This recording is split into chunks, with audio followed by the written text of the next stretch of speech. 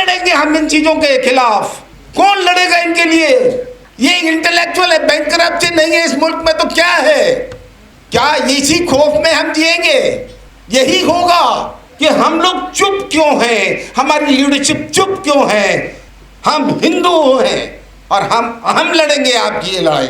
ये आपकी लड़ाई नहीं है, इस देश की लड़ाई है। देश का सत्यानाश कर रहे हैं, संविधान का सत्यानाश कर रहे हैं।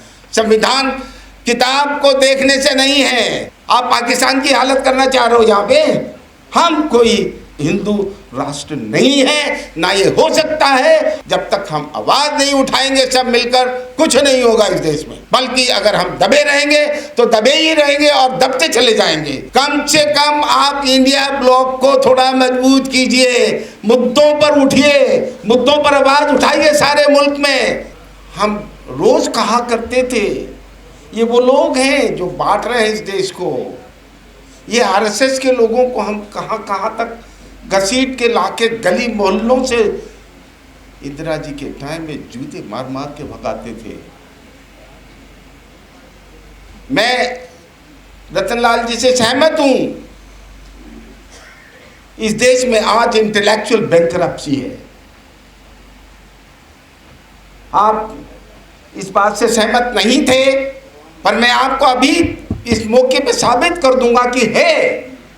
आप संविधान की बात करते हैं लेकिन संविधान की गहराई में नहीं जाते हैं। ये बात ठीक है, कौमी एकता की बात जिस तरीके से हमें बांट रहे हैं वो है, और जिस तरीके से इन्होंने माहौल पैदा कर रखा है। लेकिन कौन सा आदमी ऐसा है जिन्होंने आज तक, क्या सुप्रीम कोर्ट के चीफ जस्टिस को ये दिखाई नहीं देता है? क्या अदालतों को या हमारे वकीलों को इस बात का एहसास नहीं है? जो राज्यसभा में बैठे हैं या कहीं और बैठे हैं, वो 10 लाख 20 लाख 50 लाख फीस ले लेंगे, लेकिन इस देश की को बचाने के लिए खड़े नहीं होंगे। क्यों नहीं इन चीज़ों को हम अदालत में उठाते हैं, इनके खिलाफ आवाज उठाते हैं? मैं आपको 3 मिसाल और देता हूं। मैं आपको बता रहा हूं,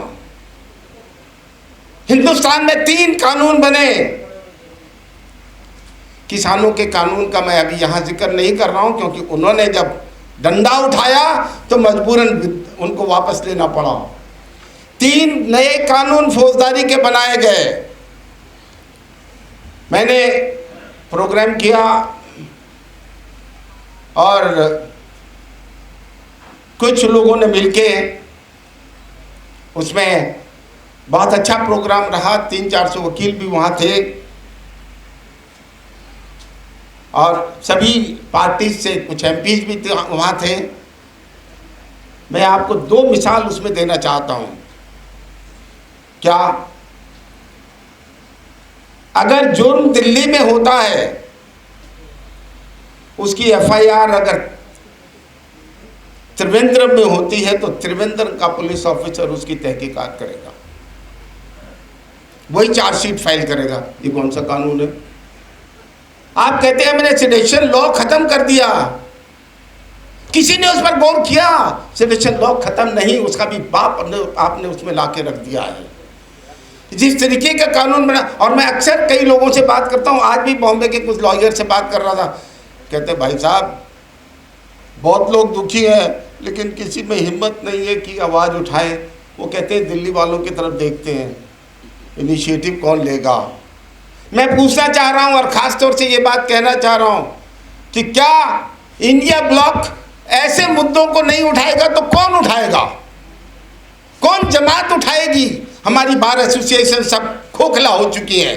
आपको हकीकत नहीं मालूम, मैं बताना चाहता हूं। ये अधिवक्ता मंच, आप बताइए ना, आइए आगे आ जाओ।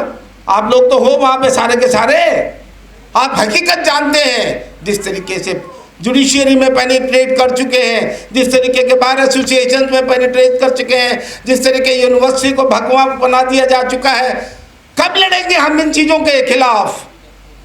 कौन लड़ेगा इनके लिए? ये इंटेलेक्चुअल है, बैंकरप्सी नहीं है इस मुल्क में तो क्या है? गांधी नेहरू ऐसे पैदा नहीं हुए। अगर ट्रेन से फेंका तो गांधी ने आवाज उठाई थी। आज कौन आवाज उठा रहा है? और हम, ये हकीकत आज भी आवाज नहीं उठती।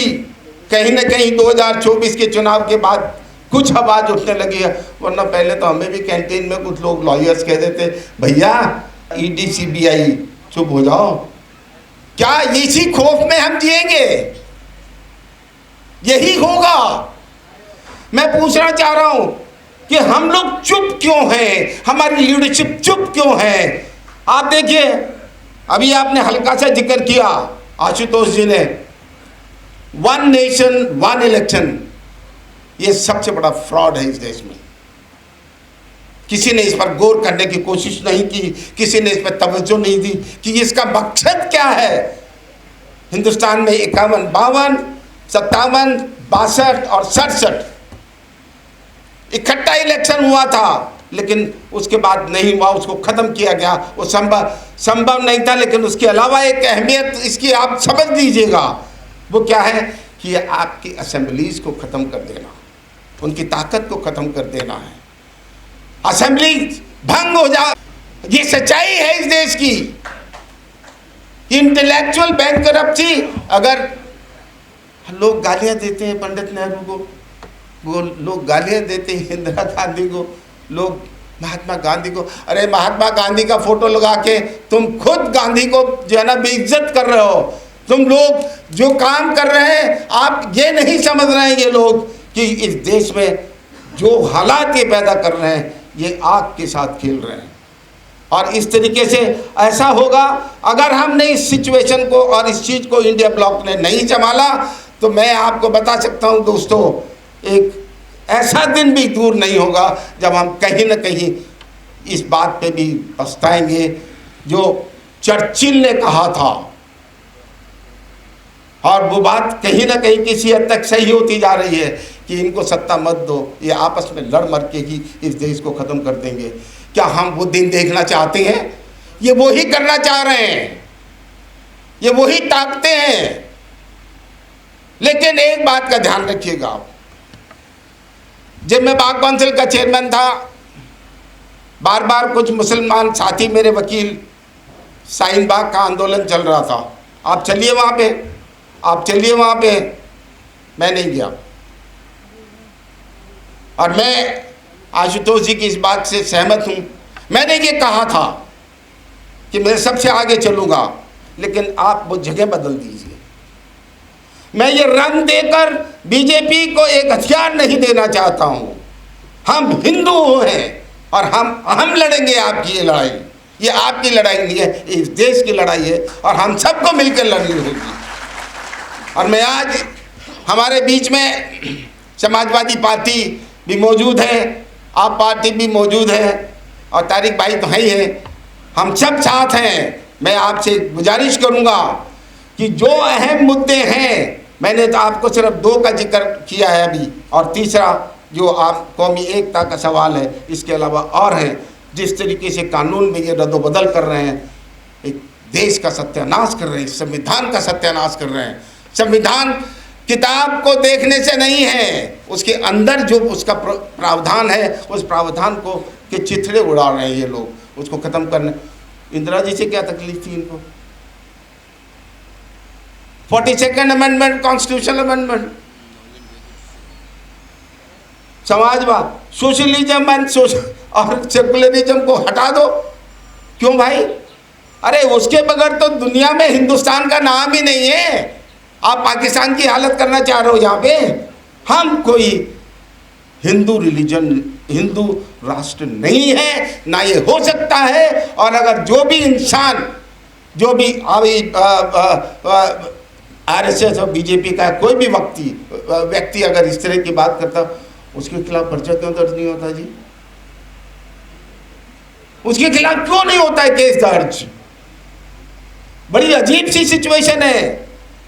और मैं बार बार कई दफ़ा कह भी चुका हूँ, इलेक्शन कमीशन को भी मैंने कहा आप रिटर्निंग ऑफिसर के एफिडेविट देते हो कि मैं संविधान को मानूंगा, और जैसे ही एफिडेविट हुआ, आप इलेक्ट हो गए, तो उसको तो उड़ा दिए चिथड़े आपने आते ही बाहर। तो आपके खिलाफ तो कोई कार्रवाई भी नहीं हो रही। आप पार्लियामेंट में जाते हैं, स्पीकर आपको ओथ दिलाता है, लेकिन ओथ के बाद तो आप देखिए ना क्या क्या भाषण आते रहते हैं। क्या ये सब परमिसिबल है एक मेंबर पार्लियामेंट के लिए या MLA के लिए? लेकिन आप सरेआम ऐसे बोले जा रहे हैं। मीडिया तो कुछ करेगा नहीं, वो तो सबको पता है, लेकिन पर उनके खिलाफ कार्रवाई नहीं होती है और ना ही उनके खिलाफ कोई आवाज़ उठती है। जब तक हम आवाज़ नहीं उठाएंगे सब मिलकर, कुछ नहीं होगा इस देश में। बल्कि अगर हम दबे रहेंगे तो दबे ही रहेंगे और दबते चले जाएंगे। इसलिए मैं ये कह के ख़त्म कर रहा हूँ और इजाज़त आप सबकी भी ले रहा हूँ, और तारिक भाई जी से, अली साहब से और संजय सिंह जी से कम आप इंडिया ब्लॉक को थोड़ा मजबूत कीजिए, मुद्दों पर उठिए, मुद्दों पर आवाज़ उठाइए सारे मुल्क में। मैं आपको एक छोटी सी मिसाल और दे रहा हूँ। ये आरजीकर हॉस्पिटल का बहुत मुद्दा छाया हुआ है। हालांकि अभी 10 डॉक्टरों को शायद उन्होंने एक्सपेल भी किया है, लेकिन इसकी हकीकत कुछ और भी है। आप सबको नहीं मालूम, दिल्ली में जब निर्भया का इशू हुआ था, यही वो लोग थे बीजेपी के जो 10 नंबर पर रोज रोज रोज धरना देते थे। इतना धरना, इतना जिसका अंदाजा भी कोई नहीं लगा सकता। और जेएस वर्मा की कमेटी बनी, उन्होंने कानून बदल दिया सब कुछ, बावजूद उसके ये हो रहा। ये राजनीतिक खिलवाड़ जो है ये इस देश को बर्बाद कर देगा, जिसमें ये बीजेपी के लोग माहिर हैं, वो कुछ नहीं करते, तो सोचे जागते हमेशा इसी मोड में रहते हैं। इसलिए हम सबको चौकन्ना रहना पड़ेगा और पॉलिटिकल पार्टीज को और भी चौकन्ना रहना पड़ेगा, और ख़ास तौर से इंडिया ब्लॉक, जिसकी जिम्मेवारी मेरे हिसाब से ज़्यादा है, क्योंकि ये बड़े बड़े मुद्दे हैं। जब तक आप इनको नहीं उठाएंगे हम कहीं सही रास्ते पर नहीं आएंगे, और ये लोग तो फिर फैलते रहेंगे। हमें कचहरियों में देख रहा हूँ मैं रोज़, और मैं कह चुका हूँ, कई लोगों को कहता हूँ भाई आप सो रहे हो क्या?